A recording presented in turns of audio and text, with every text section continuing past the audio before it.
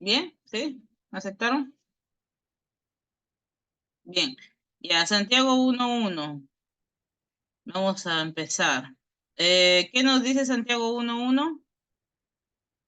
Yo aquí tomé dos versículos, de dos versiones, digo. Santiago 1:1 dice: Santiago, siervo de Dios y del Señor Jesucristo, a las 12 tribus que están en la dispersión, salud. Esa dice la del 60. La NBI dice: Santiago, siervo de Dios y del Señor Jesucristo, a las 12 tribus que se hallan dispersas por el mundo, saludos. Entonces estamos viendo eh, dos versiones que dicen exactamente lo mismo, parecidos, ¿no? La NBI como que lo explica un poquito más, ¿no? Que se hayan dispersas por el mundo, dicen. Vamos a ver. ¿De dónde viene el nombre de Santiago? Empezamos por ahí. Es una pequeña explicación que encontré porque es bien diverso. Ustedes se van al inglés. El libro de Santiago se llama James. James. eh, y es un poco extraño, ¿no? ¿Cómo llega James? Se escribe James. ¿Cómo llega James Santiago? ¿Cómo en el español llega a Santiago? Y cómo en el hebreo, ¿no? Eh, se dice que es Jacobo. O sea que Santiago es lo mismo que Jacobo. Entonces ahí eso me dio curiosidad bastante y me puse un poco a averiguar, ¿no? Entonces dicen, este artículo, acá lo tengo porque es Santiago, Jacobo y James, dice que es Jacobos, ¿sí? En el original es Jacobos. O sea, es prácticamente lo mismo que Jacob, ¿sí? Jacob, ¿recuerdan a Jacob? El, el patriarca, el padre de todas las tribus, o sea, Israel, ¿no? ¿Ya? Esta es la versión helenizada del nombre de Jacob, dice, ¿no? El hijo de Isaac, y era un nombre más o menos común entre los hebreos. O sea, era un nombre bastante común, casi todos les ponían a sus hijos así, ¿no? De hecho, hay no menos de 7 personas llamadas Jacobo en la Biblia, ¿sí? Jacob en hebreo es más pronunciado como Jacob. Entonces, Jacobo es la versión, dice, helenizada. Pero en latín, ¿sí? El idioma religioso más común por casi 10 siglos, el nombre era Jacobus, ¿sí? Al ser uno de los autores de la escritura, la Iglesia Católica lo canonizó. O sea, le puso San Jacobo, de San Jacobo. Y en latín era Santus Jacobus. Le agregó el San adelante, ¿no? Así como tenemos en nuestra Biblia San Mateo, San Marcos, el San adelante, ¿no? De santo. Y ya puedes ver cómo este compuesto de vino en San Jacob. San Jacob. Y por ahí pasó el tiempo y se convirtió en Santiago, de San Jaco a Santiago, algo ahí. Por ahí va el sonido, ¿no? Para el español, ¿no? Así, el medio hermano de Jesús pasó de ser Jacobo a San Jacobo a Santiago en español. Entonces, así terminó el nombre de Santiago. Es más, ustedes se van al portugués y Santiago es Tiago, solamente Tiago, sin San, solamente Tiago, ¿no? Entonces se entiende, ¿no? Cómo es que las raíces fueron cambiando. ¿Qué se viene eso, no? No sé, comentario entre paréntesis, eh, muy aparte, ¿no? Por ejemplo, en el español tenemos algunos extranjerismos, ¿no? Palabras que vienen de otro idioma y que a veces les pronunciamos como podemos y al final se terminan haciendo otros términos, ya no es el mismo término que era en ese idioma original, ¿no? Y eso lo explican bastante, ¿no? Los profesores de inglés, por ejemplo, ¿no? ¿Cómo ustedes pronuncian sándwich en inglés? ¿No? En realidad es sándwich nada más, ¿no? Pero a la hora que lo hacemos como nosotros podemos pronunciarlo, como nuestra lengua es más fácil pronunciarlo, terminamos diciendo sándwich, sándwiches, sándwiches, y se malogró totalmente, ¿no? El idioma original, ¿no? Pero eso es lo que se conoce, ¿no? Como que se traspasó y al final se pronunció como se pudo pronunciar en el idioma, ¿no? Y termina siendo una variación bastante grande, ¿no? Lo mismo pasa con Guachimán, ¿no? En inglés un vigilante es un a watchman, ¿no? Pero parece que nosotros no podemos pronunciarlo, se nos hacía raro ese sonido por nuestra lengua. Y terminó siendo Guachimán, ¿no? Un poco raro, ¿no? Pero algo así pasó con Santiago, ¿no? Decían San Jacobo, San Jaco, San Jaco, San Jaco, y ya para el español terminó en Santiago, ¿no? Para el portugués se quedó en Tiago, para el inglés, eso sí, ya sería examinar otra raíz, ¿no? Y terminó en James, no sabemos cómo, ¿no? Pero ahí tenemos la historia de ese nombre, ¿no? Entonces, prácticamente sería, estamos diciendo que es un santo, prácticamente con el san adelante, ¿no? Entonces, ¿por qué estudiar el libro de Santiago? Es un libro cortito, ¿sí? Pero tiene bastantes consejos, ¿sí? Contiene la sabiduría que ayudó a la iglesia primitiva de los primeros siglos a vivir la vida, ¿sí? Es uno de los primeros libros, se identifica como uno de los primeros libros escritos, eh, me parece que el 48 después de Cristo, o sea, es de los más primeros, ¿no? Y que contiene bastante sabiduría ligada a esa unión que existe entre el cristianismo y el judaísmo. O sea, Santiago, ustedes lo leen el libro y casi todo el libro tiene una referencia grande a la Torá. Es una referencia tras referencia tras referencia, es muy grande. Prácticamente es la Torá abierta o traducida al cristianismo, ¿no? Transpilada al cristianismo, ¿no? Haciendo eco ya con las enseñanzas de Jesús, ¿no? Pero en esencia contiene bastante contenido judío, ¿no? Entonces les ayudó a ellos a entender su lugar en lo que Jesús hizo. O sea, a la iglesia primitiva les ayudó a entender eso, ¿no? Porque ellos venían de un trasfondo judío, los que eran judíos, ¿no? Y les ayudó a entender un poco cómo encajaba ahora su nueva fe, ¿no? Cómo enfrentar los desafíos que surgieron en aquella época delante de la realidad de lo que Jesús hizo. Entonces, lo que Jesús hizo impactó de manera muy grande a estas personas, a los discípulos, a todas las personas que pudieron verlo resucitar, que los llevó a tener un cambio de vida tremendo, ¿no? Pasaron de ser pescadores, de ser hombres incultos, a ser hombres que predicaban a multitudes, que se unían, que compartían el pan en las casas, que predicaban, que ministraban, que tenían bastante sabiduría y conocimiento de las leyes judías, porque como les digo, el cristianismo es una continuación prácticamente de lo que era el judaísmo, con algunas diferencias que ahora prácticamente Jesús pasa a ser el centro. Ya que en el judaísmo la ley es el centro, Jesús es a través de quien interpretamos ahora la ley. Entonces, llega a ser un impacto gigante, ¿no? Philip Yancey en su libro Jesús que nunca conocí llega a decir que tuvo que haber sido algo muy fuerte, ¿no? Haber visto a Jesús resucitar. Tuvo que haber sido un hecho asombroso porque eso impactó la vida de estas personas que lo llevó a dejarlo todo. ¿Con qué seguridad yo dejo todo, no? Por, por alguien, ¿no? Ustedes van a viajar, por ejemplo, ¿no? Van a viajar, no sé, a otro país, a otro lugar. ¿Se irían así simplemente, sin saber si allá tienen casa, si allá tienen comida, si allá tienen trabajo? A simplemente aventurarse. ¿Dejarían todo lo que tienen acá, en su casa, con su familia?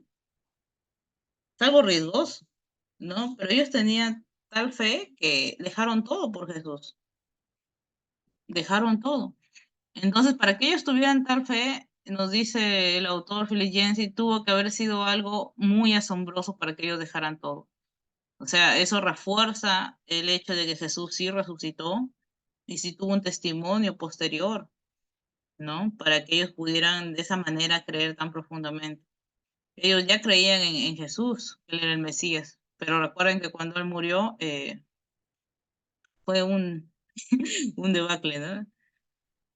Heriré al pastor y a las ovejas se dispersarán, se fueron, ¿no? Se escondieron, tuvieron mucho miedo, no sabían qué pasaba. Y luego de la resurrección fue algo impresionante, ¿no? Cómo sus vidas cambian.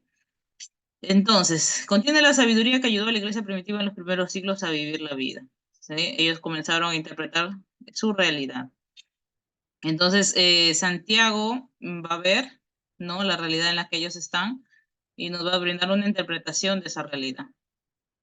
Sí, el libro de Santiago, por parte suena a veces duro, ¿no? Si alguno se lee Santiago 5, es bastante duro, es bastante duro. Y a veces hasta tiene un toque como que parece que Santiago odia a los ricos, ¿no? Les reclama muchísimo, ¿no? Les dice que el clamor del jornal que no han pagado sus trabajadores está subiendo, subiendo a Dios, ¿no? Y es muy interesante ver cómo es que él interpreta eso y por qué él dice eso, porque eso era parte también de la Torá. En la Torá estaba escrito, ¿no? Que ellos no debían abusar de sus trabajadores, sí, que no debían retener salarios, ¿no? Y eso era parte del abuso que ellos cometían y ahora él vuelve a repetir esa misma ley, pero en torno para un público cristiano, para un público cristiano, ya no solo judío. Entonces nos muestra el libro la forma en cómo Santiago interpretó su realidad y la comunicó a los miembros de la iglesia. La interpretó. Los primeros cristianos eran muy respetuosos de las cartas de los apóstoles, ¿sí? Ellos tomaban muy en serio la lectura de las cartas de los líderes de la iglesia, ellos las leían en sus reuniones. Esto es algo muy bonito, muy bonito. En el libro de Destructor de Dioses, me encantaría que lo leamos luego juntos, pero es un libro un poco más pesado y tiene bastantes citas. Se nota que tiene otro trasfondo, ¿no?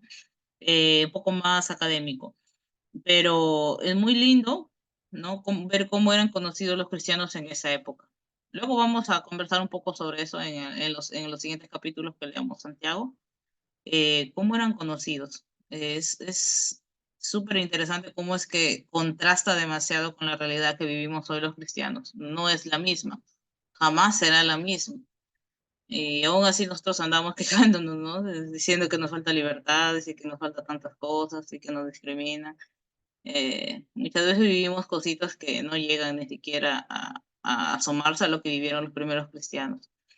Entonces eran muy respetuosos, era gente, ustedes saben que en esos tiempos no todos leían, ¿sí? No todos tenían acceso a educación, solamente la gente que tenía buena familia, por decirlo así, ¿no? O eran parte de los líderes, ¿no? Pablo fue un hombre bastante educado, ¿sí? Lo ven como escribe, pone ejemplos y todo, entonces imagínense, ¿no? Él hablaba con la gente y los asombraba, ¿no? Incluso con los griegos. Pero los demás, ¿qué? Los demás eran personas así, ¿no? Del pueblo. Y Santiago les envía esta carta, ¿no? A todas esas personas. Entonces, dice este autor, ¿no? De Destructor de Dioses, que el cristianismo marca una gran diferencia en relación a los otros grupos de otras religiones paganas. En las otras religiones paganas no existe lectura de textos. Si existe lectura de textos, lo hace el sacerdote, él lo interpreta y él simplemente lo comunica y ya está. O hace como que un resumen, el resumen, algo así, ¿no? El sacrificio se debe hacer así, tal cosa, ya, quedó ahí, ¿no? Pero en el mundo cristiano, en la iglesia primitiva, en las reuniones que ellos hacían a puertas cerradas, se reunían como en grupos pequeños, como en casas, no podía faltar la lectura de las cartas, no podía faltar, ¿no? Y ellos se turnaban o las memorizaban, ¿no? Y de alguna forma se fomentaba el estudio de eso. Entonces el autor dice, eso ahora en nuestros tiempos nos parece normal, nos parece súper normal que ellos leyeran, porque nosotros leemos y tenemos en otro contexto, ¿no? Pero en esos tiempos ninguna religión hasta ese momento lo hacía. Es decir, que ellos tenían un respeto grande por las palabras que los apóstoles dejaban para ellos.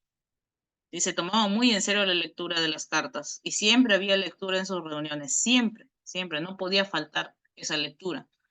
Entonces, es algo muy, muy bonito, porque de esta forma Santiago dejaba un escrito, dejaba una interpretación de su realidad y la gente podía leerle, ¿no? Qué bonito, ¿no? Por eso siempre, siempre los animo a escribir, ¿no? De paso, yo siempre les comparto, en el Notion están ahí mis resúmenes que logro hacer sobre la lección, algunas ideas que copio, ahí están, se las compartí en el grupo. Y bueno, espero que cuando puedan se le puedan dar un vistazo por ahí. Entonces, vamos a ver. Entonces, vimos que Santiago escribió, ¿sí? Para ellos, ¿sí? Y su contenido es bastante judío, por decirlo así, ¿no? Bastante judío. Interpreta la realidad de su tiempo, ¿sí? Y les estaba hablando que los cristianos en esa época le daban mucha importancia a la lectura de los escritos de los apóstoles. Paso a dar la bienvenida, Belén. Bienvenida, ¿qué tal? Qué bueno que pudiste conectarte. Entonces, existen cosas que ya han sido enseñadas antes, ¿sí? Entonces, vamos a ver que existen paralelos entre el libro de Proverbios, el Evangelio de Mateo, ¿sí? Vamos a encontrar esos parecidos o esas enseñanzas dentro del libro de Santiago. O sea, están ahí, ¿no?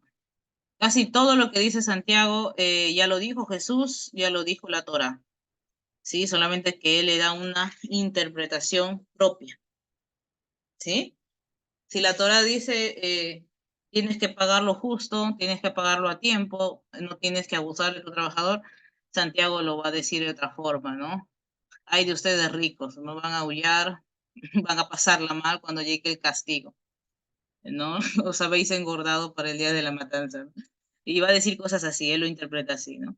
Entonces, va a ser una interpretación de lo que ya está escrito. O sea, lo que ustedes estudian en el libro de Santiago lo van a encontrar en la Torá, lo van a encontrar en los evangelios, ¿sí? Es lo mismo, pero es su interpretación de él. Entonces, la recepción del libro fue un poco polémica, ¿sí? Ustedes saben que luego de que la iglesia primitiva creció, de que Constantino se hizo cristiano, sabemos toda la historia ahí en el conflicto de los siglos, hubo oscurantismo, la Biblia no se leyó, solamente los sacerdotes leían la Biblia, la gente no tenía acceso a la Biblia o a los libros, ¿no? También hubo bastante discriminación a quienes se atrevían a leerla, discriminación que pasaba también por la muerte. Y bueno, cuando Lutero hace su gran descubrimiento, ¿no? Pega sus 95 tesis, luego él prácticamente es expulsado de la iglesia, lo persiguen, y no llegan a matarlo porque parece que Alemania lo ayuda bastante. Llega a ser una revolución grande y él descubre la doctrina de la justificación por la fe y que todo era por gracia. Entonces, cuando él lee Santiago, él comienza a criticar al libro. ¿Por qué? Porque él recién había salido de ese yugo opresor, ¿no? Que representaba la iglesia con todos los sacramentos, con todas las cosas que tenía que hacer.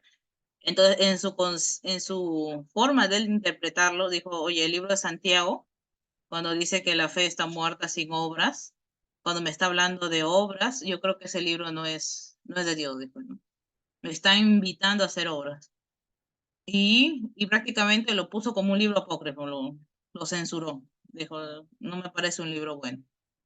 No, no, no, no me parece que es un libro cristiano. Entonces tuvo un mal recibimiento en la iglesia posterior, ¿no? A Lutero, tuvo un mal recibimiento. Entonces algunos cristianos, que le puso, no le tenían alergia, ¿no? Las palabras ley y obras, pero la iglesia cristiana fue una continuidad de lo que era Israel y era importante entender la relación entre ley y obras, ¿no? Leyes y obras.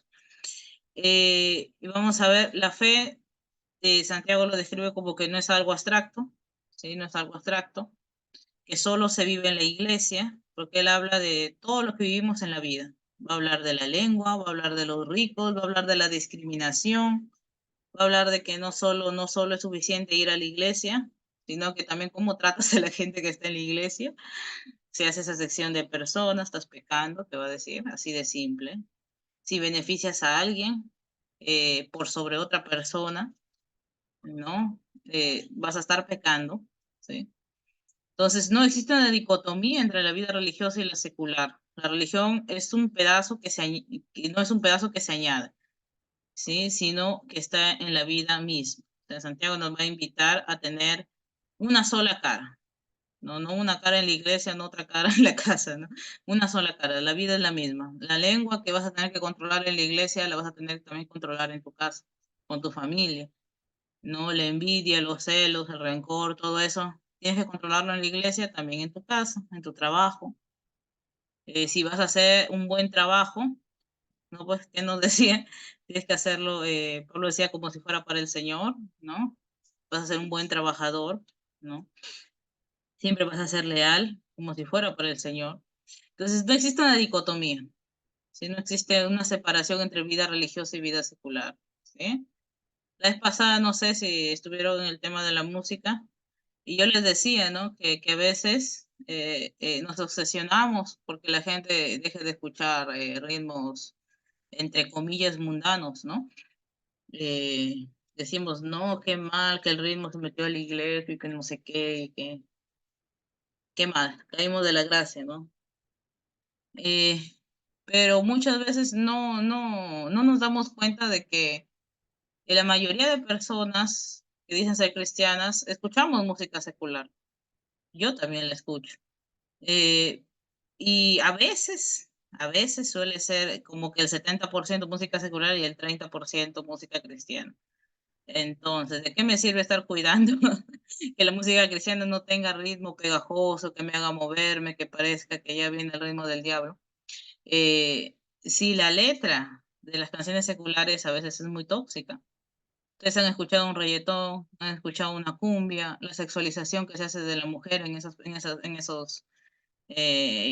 canciones, la forma en cómo se expresa un hombre y una mujer en esas canciones, es muy feo, pero como es secular lo dejamos pasar, pues, ¿no? Entonces nos fijamos tanto en una cosa que dejamos que la otra crezca, ¿no? Es gigantesco, ¿no? Entonces yo a veces he ido a casa de gente cristiana y bueno, ¿no? En la iglesia se cuidan mucho de que no muevan el pie, de que no echen palmas, que esto, pero en la casa suena tremenda cumbia, que la letra es ridículamente fea. Y les digo la verdad, es ridículamente fea, ¿no?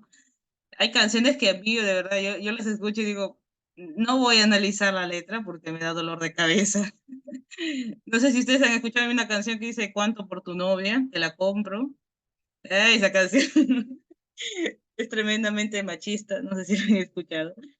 Y hay canciones así, ¿no? Que dan pena, ¿no? Y hay canciones donde las mujeres se lamentan tanto por un hombre que a mí me da cosas, ¿no? O sea, siento que esta persona no ha tenido autoestima, ¿no? Para escribir esto, ¿no?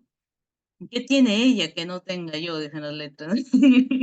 ¿Por qué te fuiste con ella y me dejas? Y es demasiado, y es demasiado. Entonces yo digo, ¿no?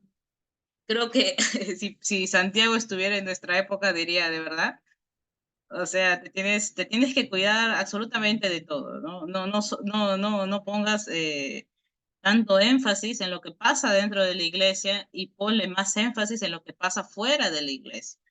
Porque dentro de la iglesia, del templo, no de esas paredes, ¿cuánto tiempo estás? Poquísimo, un día a la semana y a veces reuniones por las noches, pero es poquísimo. El resto del tiempo, ¿dónde estás? ¿Dónde estamos el resto del tiempo? En nuestra casa, en nuestra familia, en nuestro trabajo, estudios. ¿Y qué hacemos ahí? ¿No? Y es por eso que él va a ser bastante crítico en cómo es de que a veces hacemos una división, ¿no? ¿Cómo va a ser, oye, tú crees que guardas la ley, pero el sábado le dices al rico siéntate acá y al pobre, oye, no hay sitio, ¿no? Tú crees que guardas la ley, pero cuando tu hermano viene a pedirte algo, le dice, voy a orar por ti, pues hermanito, no, que Dios te bendiga, hermanito, ¿no? Y no le das para lo que él está pidiendo. Entonces ahí va a ser un fuerte llamado, ¿no? A que la vida religiosa sea parte de nuestra vida normal, de nuestra vida secular, que no sea una separación, ¿no? Entonces la religión de Jesús, de Israel, de la iglesia primitiva, no añade la religión como una parte de su vida, sino que es parte de toda la vida. Mi percepción del mundo se da de manera religiosa. Toda la interpretación que pueda tener se da de manera religiosa. La religión me lleva a la acción.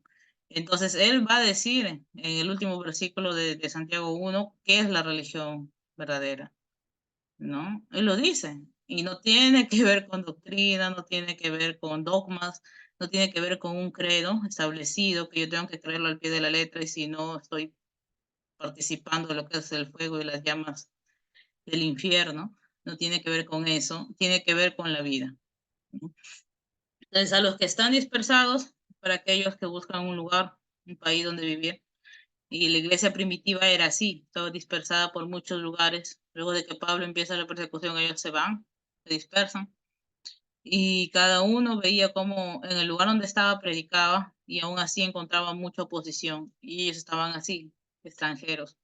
Entonces yo creo que solamente vamos a entender ese término de extranjeros cuando realmente nos vayamos a un país y estemos solos, ¿no? Sin ayuda. Ahí recién vamos a entender qué es lo que vive un extranjero, ¿no? Porque a veces juzgamos a la ligera, ¿no? Y si estuviéramos ahí, quizás la situación sería distinta, tendríamos más empatía, ¿no?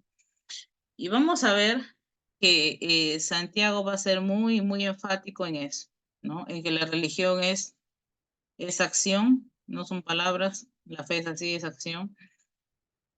Vamos, ¿quién era el autor de este libro? ¿Quién era Santiago? Esa es la segunda parte, ¿sí? La evidencia sugiere que la Carta de Santiago probablemente fue escrita alrededor del año 48, ya que la carta guarda más parentesco con la literatura judía de sabiduría que la literatura cristiana más desarrollada. La relación de Santiago con la iglesia de Jerusalén, así como un enfoque completamente judío, nos lleva a creer que su carta fue escrita antes del concilio de Jerusalén, o sea, en el 48. ¿Sí?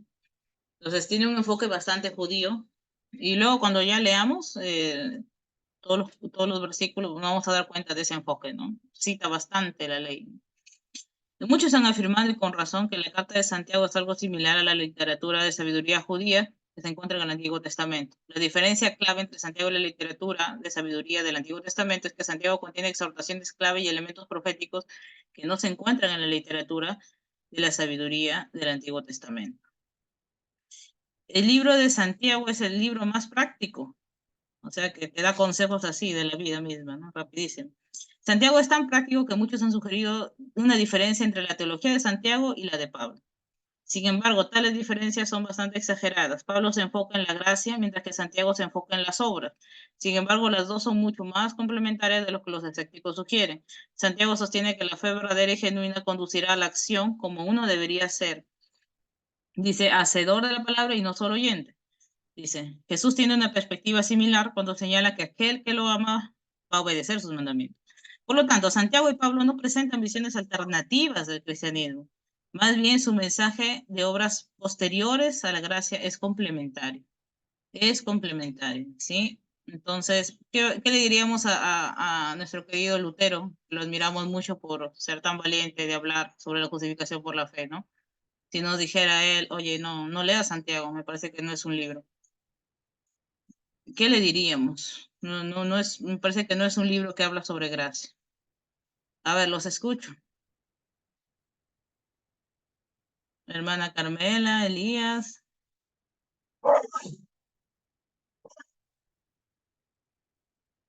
hermanos, ¿están ahí? ¿Están vivos? Sí, sí, sí, sí. Hermanita Aquí María estamos. Laura, buenas noches.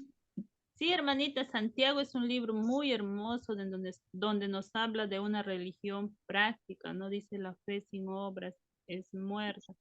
Es un bonito, bonito libro donde nos dice que no debemos de hacer acepción de personas. A mí me gusta mucho, hermanita. Ujú. Ya, pero si Lutero viniera, y él es un gran reformador, ¿no? Incluso hay una iglesia, la iglesia luterana, que lo sigue sus enseñanzas, y dijera, no, ese libro no sirve, le da mucho énfasis a las obras. ¿Cómo le diría a usted, Lutero, yo sí quiero leerlo, ¿no? Yo sí creo que el libro de Santiago. ¿Qué argumentación le daría?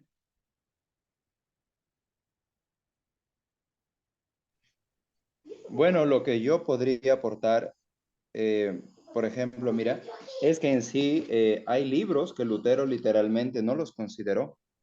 Tienes, por ejemplo, mira, no te sé exactos ya, pero sí hay libros él que no los consideró y los descartó.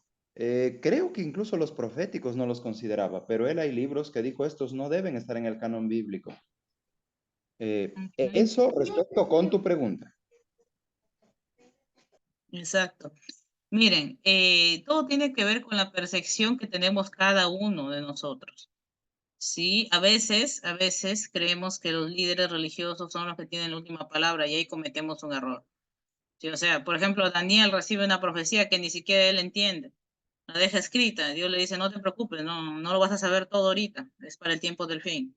No te preocupes. No déjalo escrito y no te preocupes. Ya, entonces, y él no recibe una revelación completa, recibe revelación en parte. Entonces, Lutero, él nace en un momento en que se necesitaba hablar de gracia, se necesitaba urgentemente, porque la gente estaba demasiado hastiada, demasiado corrompida su mente de creer que la salvación se compra en un sentido pagano, que yo puedo hacer sacrificios y la salvación se compra. Entonces, en ese momento de la historia, ¿no? Porque nosotros somos muy reactivos. Voy a escuchar que dice eso Lutero. Entonces, toda la revelación que me dejó Lutero, todos sus escritos no sirven, simplemente por el hecho de que él desprecia este libro. Y no es así. Él recibió esa revelación en parte porque en ese momento se necesitaba, ¿no? Y en ese momento se necesitaba enfatizar la gracia, justamente en ese momento. Entonces, ¿qué voy a hacer yo como cristiano que ya he estudiado, ya sabio, ¿no? Digo, Lutero, gracias por esa revelación, pero ahora que yo ya puedo estudiar por mí misma la Biblia, que puedo leer la Torá, que puedo leer el Antiguo Testamento, me doy cuenta que el libro de Santiago me sirve de mucho, ¿sí? Y que es una aplicación de lo que debe ser la vida cristiana luego de haber aceptado a Cristo, y cómo es de que yo voy a ser un embajador de Cristo en esta tierra. Cómo es que el plan original de Dios de que seamos perfectos como Él lo es, se tiene que cumplir, ¿sí? Y no voy a hacer estas obras para salvarme, ¿sí? Sino que son una respuesta al amor tan grande que Cristo ya ha entregado por mí. Y ese es un cristianismo real. Entonces, ¿Lutero tenía una revelación completa? No, pero su revelación sobre la justificación por la fe sí es cierta, sí es verdadera, ¿no? Santiago también, todos los autores bíblicos tienen una revelación en parte, una revelación en parte. Haríamos bien no censurar a nadie y agarrar lo bueno que tenga cada autor. Sí, y eso va a pasar en la Biblia, va a pasar en cualquier libro que ustedes tengan, en cualquier obra de algún personaje, va a pasar eso, que no toda la obra voy a estar de acuerdo, ¿no? Y hay cosas también turbias en la vida de Lutero. Los que se ponen a verlo en sus años finales dicen que él fue bastante antisemita y que él odiaba a los judíos y escribió cosas muy feas sobre los judíos. Y hay libros de eso. Entonces, si me pongo así, examino las cosas en blanco y negro, no, Lutero fue antisemita, entonces ya no quiero leer ninguna de sus obras. No es así, no es tanto así de blanco-negro, ¿no? Entonces, y eso tenemos que aplicarlo, yo creo, en toda nuestra vida, ¿no? Un pastor, un predicador, un líder te dice, no hagas esto, no hagas aquello, déjame analizarlo, déjame ver las dos caras de la moneda, pues, ¿no? Déjame ver todas las opciones que hay, ¿no? Y no creer ciegamente, ¿no?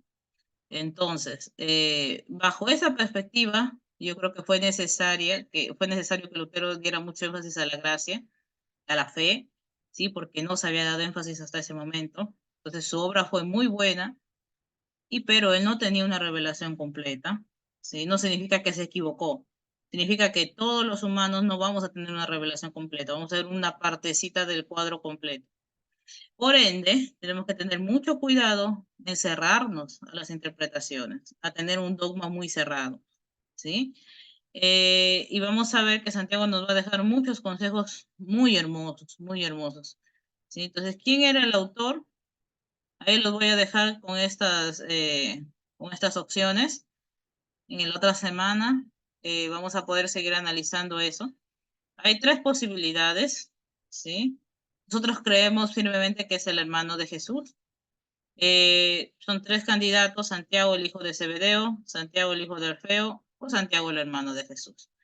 Y lo más probable, lo que hemos encontrado lo que dicen los estudios es que era el hermano de Jesús. Por los tiempos, por la forma de escribir, porque él también era judío, entonces sabía bastante, la forma en cómo él se expresa en el libro nos dice que debía ser hermano de Jesús. Y es un gran líder que se lo nombra ahí, y los otros personajes al parecer murieron antes de esa época, así que no encajarían en la descripción, ¿no? No encajarían, no encajarían. No hay ningún reclamo en la iglesia primitiva de que él haya escrito la carta, ¿sí? De Santiago, hijo de Alfeo. Santiago, hijo de Zebedeo, dice que él murió en el 44 y la carta se data más o menos en el 48, hemos visto, entonces no pudo ser. Se dice que Justiniano exhumó el cuerpo de Santiago y colocó sus huesos en la iglesia de los Santos Apóstoles en Constantinopla. Este también murió, ¿sí? Acá en el Notion tengo los artículos de donde sale todo. Los voy a compartir ahí para que ustedes de repente lo quieran leer. Están los artículos donde he sacado esta info. Entonces, Santiago, el hermano de Jesús, también conocido como Santiago el Justo. Santiago no era un creyente, se nos dice, durante el ministerio de Jesús no se lo menciona nunca que estuviera siguiéndolo. La Biblia no lo menciona como un seguidor de Jesús. Sin embargo, Santiago comenzó a seguir a Jesús después de la resurrección. Él fue incluido entre aquellos a quienes Jesús aparece después de su resurrección. Podemos encontrar en 1 Corintios 15:7. Santiago fue uno de los primeros líderes de la iglesia de Jerusalén. Pablo lo menciona como un pilar, ¿no? Un líder. Santiago murió más tarde, nos dice la tradición, al ser empujado fuera del borde del templo y apedreado por autoridades judías. Algo lo que nos lleva a creer de manera firme que fue el hermano de Jesús en su recurrencia a la literatura judía al escribir. El enfoque en la literatura judía se identifica a Santiago, el hermano de Jesús, ¿sí? Como el autor de esta carta. Entonces, prácticamente por la forma en cómo escribe, ¿no?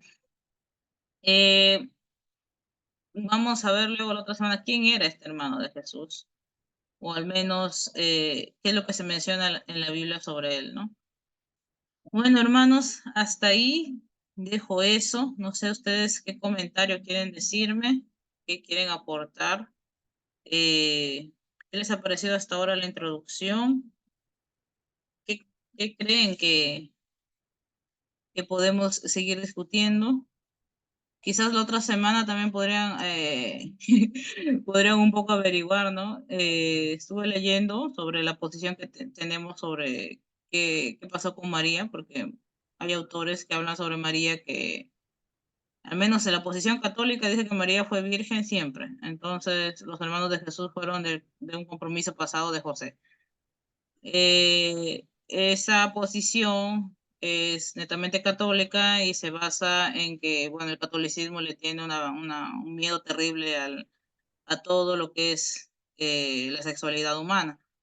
Entonces, de alguna forma, si la Virgen María hubiera tenido relaciones sexuales luego, era como que la contaminaban y su imagen de ella de santa y a ellos les parecía feo, ¿no? Entonces decidieron tomar esa postura, ¿no? La postura protestante es un poco más abierta, ¿no? Dicen algunos autores que en realidad no, que María sí tuvo más hijos. Luego de que Jesús naciera, porque la Biblia dice que José no se acercó a ella, no la conoció hasta que después de Jesús naciera. Entonces, esos serían hijos naturales de María, ¿no? Pero de ahí aparecen nuevas versiones, por ejemplo, que dicen que no, pues no, que en realidad sí, en realidad no, en realidad sí. Y se abre un debate eterno exactamente sobre ese tema, ¿no? Ahora, yo me inclino más por la postura de que sí eran hijos, por una razón sencilla de que los hijos en la cultura judía no son vistos como algo malo, el sexo netamente no es visto como algo malo, ya es el cristianismo el que le ha colocado ese estigma. Entonces, mientras más hijos en esa cultura, era una bendición de Dios y era algo mucho mejor y era lo natural, ¿sí? Entonces, la concepción de que María no haya tenido hijos luego me parece un poco extraña, extraña. Al final, como les digo, estos son debates que simplemente no llevan a ningún lugar en ese sentido, ¿no? Pero sí o sí, la Biblia dice que Jesús tuvo hermanos, eso no lo podemos esconder. Ahora, hay otras interpretaciones que dicen, no fueron hermanos, fueron primos. No, hay que la palabra ahí que puede referirse a cualquier familiar, que no sé qué. Eso ya me parece estar rebuscándole, pues, ¿no? Ahí dice que fueron hermanos y ya, y es la misma palabra que se utiliza para hermanos. La iglesia adventista no conozco muy bien su postura respecto a eso. De repente, si ustedes la conocen, me pueden compartir, pero yo particularmente me inclino más por esa postura, ¿no? Que María, como cualquier otra mujer, tenía todo el derecho de tener sus hijos y no creo que eso la haya hecho menos elegida de Dios, menos pura. No tenía nada que ver con eso, ¿no? En fin, eh, tienen que dejarme algún comentario, hermanos, para finalizar Sí, la sesión de hoy. Sí, habla, Elías, te escucho. o finaliza, pues, de ahí doy mi aporte. O ahorita, no sé cómo sea. Sí, sí, habla. Ya, mira, este, cuando en la Biblia leemos, Dios siempre desea al ser humano sacarlo de este paréntesis que se llama pecado. En toda la Biblia, ¿no? Y él va enseñando primero por ejemplo, a Abel le enseña, ¿no? Que tenía que matar un cordero, pero previamente a Adán también le explica cómo va a funcionar. A la mujer le dice, ¿no? De tu simiente le pisarás en el calcañar. Pablo explica que esa simiente se refiere a Jesús y así, ¿no? Ahora, en toda la Biblia va enseñando cómo Dios va a sacar al ser humano de aquí y lo va a regresar al cielo. En toda la Biblia está eso. Ahora, hay algo que tiene la Biblia que es unicidad. Sí hay algo que el ser humano ha hecho de manera muy interesante, es digamos, a veces no poner un punto de la Biblia contra otro, ¿no? Y eso es muy común. Pero si partimos de que la Biblia tiene unicidad, ¿no? Vamos a recordar y decir que Santiago aporta mucho y te agradezco que estés considerando este libro porque ese Román, por ejemplo, Santiago 2, muchos dicen, y es un debate que lo he tenido con muchos, ¿no? Dicen, oye, pero Santiago está oponiéndose a Romanos 4, ¿no? Porque dice, por ejemplo, mira, Santiago 2:24 dice, vosotros veis pues que el hombre es justificado por las obras y no solamente por la fe. Pucha, tú dices eso y empiezan, ¿no? A hablar, oye, pero ¿cómo que le mete obras? Pero, y este es mi aporte, es cortito nomás, pero es lo mismo que en la Biblia encontramos, por ejemplo, mira, Romanos 8:1 dice, ¿no? Ahora pues ninguna condenación hay para los que están en Cristo Jesús. ¿Ves? ¿Qué es estar en Cristo Jesús? Creer en Él, ¿no? Ahora, dice, los que no andan conforme a la carne, sino conforme al Espíritu. Y en Romanos 8:1 Pablo ya está metiendo cómo proceder junto ahí en lo que es el creer, en estar en Jesús. Otro, mira, Efesios 2:8 al 10 dice, porque por gracia sois salvos por medio de la fe. Hasta ahí vamos bien, ¿no? Pero en el 9 dice, no por obras para que nadie se gloríe. Sí, por fe. Y en el 10 lo complementa y dice, porque somos hechura suya, creados en Cristo Jesús para buenas obras. Otra vez le mete obras ahí hablando de la fe. Mira, uno más, uno y Siempre. con ese termino. Mira, Efesios 1:13 y 14 dice, además, cuando creyeron en Cristo, Dios los identificó como suyos al darles el Espíritu Santo. Entonces, en el versículo 14 termina diciendo de Efesios 1, Dios hizo todo esto para que nosotros le diéramos gloria y alabanza. Siempre que vas a encontrar la fe, lo vas a encontrar al lado de obras. Corrijo. En estos versículos que mencioné, ¿ok? Entonces, mi aporte es el siguiente. Animo, hermanos, a que conozcamos la postura adventista en cómo es la justificación por la fe. ¿Qué es justificación? ¿Qué es santificación? ¿Qué es justicia imputada? ¿Qué es justicia impartida? Eh, todos estos detalles, hermanos. Y con eso, lindo, ¿ah? Y te agradezco, Carolina, por haber considerado este libro. Santiago va a ser muy enriquecedor. Perfecto. Bueno, gracias Elías ahí por tu aporte. Hermana Carmela, Belén, las escucho.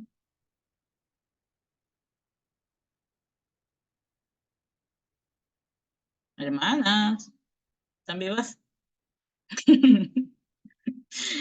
Hermana Carmela. Belén, estás ahí. Te he mandado una carita.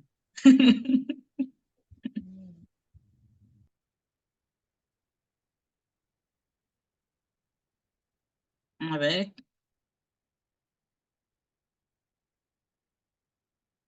No sé mucho de este libro. Bien, entonces, de acuerdo a lo que he podido conversarles, compartirles, ¿qué tal? Qué te parece esa relación de obras y gracia? No, solamente qué te parece, no me expliques el concepto. ¿Crees que es problemática? Obras y gracias. Si bien es cierto, somos salvos por gracia, hermanita Marilaura, eh, si bien es si somos, estamos agradecidos a Dios por todo lo que hace, y si Él ya nos dio la salvación, dio su vida en la cruz por nosotros, lo mínimo es que tenemos que ser obedientes, ¿no? Y o sea, no va a ser algo forzado, ¿no?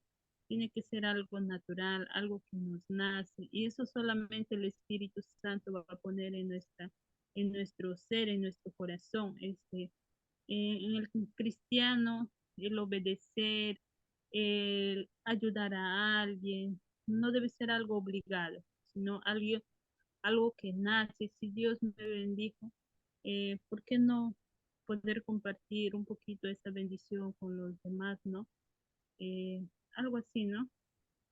Porque en la alimentación de los 5.000 vemos que Jesús le da los panes a los discípulos y los discípulos a la gente, ¿no? Que estaban en grupos. Entonces, cuando el Señor nos da, no es solo para quedarnos con uno, pues, ¿no?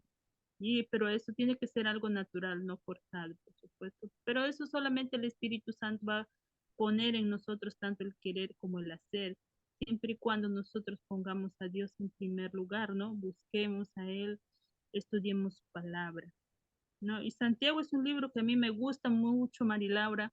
Hoy has hecho una introducción, algo así de todos, un poco me mareó, pero me gustaría estudiarlo un poco así, ¿no? eh, Versículo por versículo, algo así, que opinemos, ¿no? Que ustedes que saben más, ¿no? Que lo relacionen con los libros de espíritu de profecía, ¿no? Algo así, ¿no? Para enriquecernos. Ujú. Bien. Belén, ¿estás ahí? Perdimos. Dinos algo, Belén. Aquí estoy. Hola, hola. A ver, ¿Me ¿qué te escuchan? cuentas? Sí, sí, te escuchamos. ¿Qué tal, hermanos? Mari Laura, buenas noches. La verdad es que no me he enfocado mucho en este libro. Siempre habré leído que de repente así uno que otro versículo que sugieren, ¿no? O algo, o alguno de repente alguna matutina, pero así a profundizar, ¿no? Pero como nos habías comentado, Mari Laura, de ese libro, suena muy interesante. Y sí, pues no, de hecho hay relación entre la fe y las obras, porque pues nosotros hacemos buenas obras por medio de Cristo y por medio de la fe, ¿no? En Cristo, en nuestras vidas, en nuestros corazones, y Él nos transforma y nos ayuda. Y bueno, igual ahí vamos a aprender juntos eso, pero la verdad es que no sé mucho acerca de este libro. Estoy ahí, estoy intrigada por aprender. Sí, sí. Hay algo que me gustaría terminar con esa conclusión, es de que justamente lo que les estaba diciendo, ¿no? De que no porque alguien censure un libro o no porque alguien diga, oye, esto no vale, nosotros también lo censuremos, ¿no? En este caso, como les dije, ¿no? El libro ha sido bastante discriminado, ¿no? En sus inicios por Lutero, y Lutero era un personaje, pues, ¿no? Prácticamente se lo considera uno de los padres, ¿no? Del protestantismo, ¿no? Y nosotros somos protestantes, tenemos bastante de esa herencia, ¿no? Entonces, ¿qué haremos, no? Si prácticamente nos cerramos a todo, ¿no? Perderíamos este gran libro, no perderíamos este gran libro. Y pasa todas las épocas, ¿no? Llega un momento en la historia en que uno debe dar énfasis a algo, se da el énfasis y luego te quedas ahí, ¿no? Una vez creo que el pastor Bullón lo explicó, ¿no? Y él lo dio a entender bastante claro, ¿no? que la iglesia adventista surge también con ese énfasis en la ley, un énfasis muy remarcado, ¿no? ¿Por qué? Porque la mayoría de iglesias protestantes en Estados Unidos decían la gracia, la gracia, la gracia, y los cristianos vivían como querían, ¿no? Y ellos no veían una transformación, decían ellos, real, ¿no? En estas personas. Entonces la iglesia se levanta, ¿no? Y como había descubierto la verdad del sábado, ¿no? La verdad eh, les movía a predicarla, ¿no? Y el énfasis se encajó en la ley, ¿no? Y es más, en los cuadros que los adventistas presentan en las primeras décadas de su del movimiento, es la ley. Presentan una ley abierta, ¿no? Los 10 mandamientos, las tablas de la ley presentan ellos, ¿no? En esos cuadros que ellos hacían para sus exposiciones. Pasan los años, ¿no? Y esos cuadros cambian. Ahora ya no está la ley, ahora está Cristo ahí, una cruz, ¿no? Entonces, es algo así, ¿no? En ese momento que se necesita, se da énfasis a eso. Pero de alguna forma todos nos quedamos prendidos de eso y después nos olvidamos del otro, ¿no? Y eso es algo que deberíamos tratar de evitar, ¿no?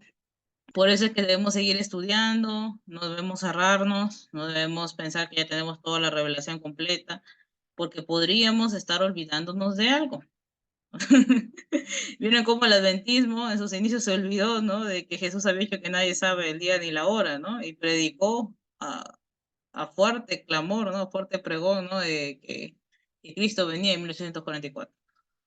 Se olvidaron de las palabras de Cristo. Ellos no tenían por qué saber la fecha y no iban a saberlo. Eh, lo olvidaron, ¿no? Y no por eso estas personas eran malas, no por eso estas personas querían manipular a la gente, simplemente le dieron énfasis a algo que en ese momento ellos querían, ¿no? Entonces tenemos que tener mucho cuidado con esas interpretaciones que a veces pueden ser muy cerradas. A eso voy, ¿no? Entonces, si yo me quedara con lo que dice Lutero, pues no me leería esta joya que es este libro. Si yo me quedo con lo que, por ejemplo, decía la iglesia adventista en esos años, que les digo que daba énfasis a la ley, pues probablemente sería muy legalista, ¿no? Ahora, venimos aquí a Latinoamérica y muchas personas aún se han quedado con esa interpretación, pues, ¿no? Un poco cerrada de la ley, ¿no? Que se debe hacer aquello, y la gracia perdió fuerza, ¿no? Entonces tenemos que buscar ese equilibrio, como una vez Elías mencionó, buscar ese equilibrio, porque venimos así, de mareas, de corrientes, de interpretaciones bíblicas que se basan en lo que en ese momento se necesitaba, ¿sí? Y ahora en este momento de la historia, lo que se necesita es ampliar un poco eso, ¿sí? Seguir estudiando, ser un poco más abiertos, no censurar nada y ir con cuidado. Ir con cuidado sabiendo de que todos podemos estar acertando en algún punto, pero negando otro, ¿no? Y tener esa precisión, ¿no? Entonces, hermana Carmela, no se preocupe, no ha sido todo el estudio. Yo les he dicho que vamos a estudiar versículo por versículo. Esta es una introducción para entender de qué trata el libro, ¿sí? De manera general, porque es necesario, ¿no? Estamos entendiendo quién es el autor, primeramente, y luego para quién está dirigida la carta. Y vamos a ver qué es para los cristianos de esa época, ¿sí? Y luego vamos a ir estudiando parte por parte qué es lo que dice la carta, ¿sí? Entonces vayan apuntando ustedes qué es lo que piensan. Eso sería muy bonito, ¿no? ¿Qué es lo que piensan ahora del libro? Léanlo todo y luego cuando lo terminemos, vean qué es lo que piensan luego de haberlo terminado de estudiar, ¿no? Y vamos a ver que va a haber cambios interesantes, ¿no? Bueno, hermanos, hasta ahí lo dejamos, ¿sí? Voy a consultarle al hermano Isaías si va a poder este jueves para poder quedar bien con él y ya pues nos conectaríamos el jueves. Hermana Carmela, ¿podría hacer la oración final para terminar? Sí, hermanita María Laura. Hermanos, buenas noches. Voy a anotar los pedidos para orar. ¿Me podrían dictar?